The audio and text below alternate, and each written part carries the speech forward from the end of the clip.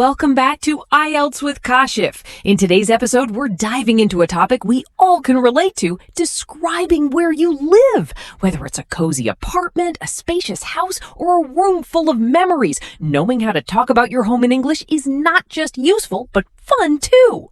Exactly. Whether you have a large house or a small apartment, your living space says a lot about you. And it's a perfect topic to practice English because we all know our homes better than anything else. So, do you live in a house or an apartment?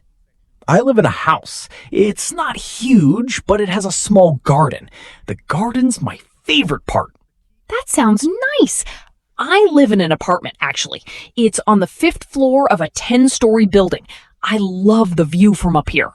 Oh, a high-rise apartment? I bet the view is stunning. Do you take the stairs or the elevator? I'm guilty. I always use the elevator. It's just too easy.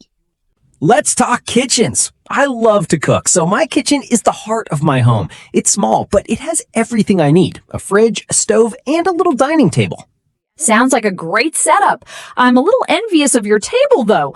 In my kitchen, I have a tiny dining area for one, but I do most of my cooking alone.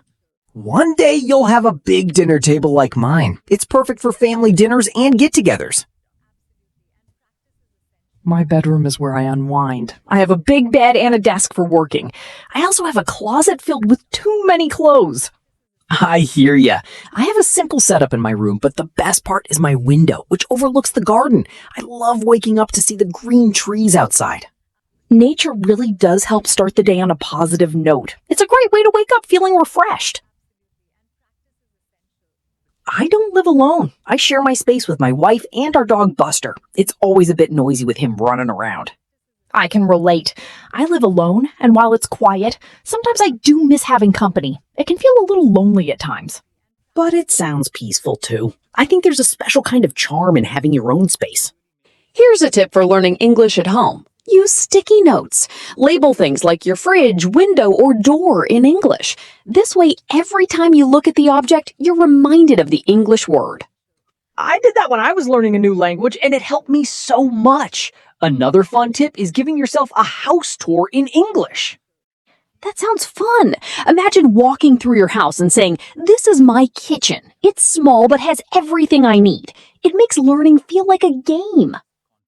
Exactly. It's all about starting simple. Don't worry if your sentences aren't perfect. Just saying, "I live in a room. It has a bed," is already a great start.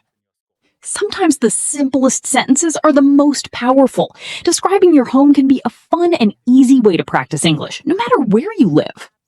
Thanks for joining us today. Remember, no matter how big or small your home is, it's your space and it's worth talking about. So start practicing. Let us know in the comments. Do you live in a house or an apartment? What's one thing you love about your home?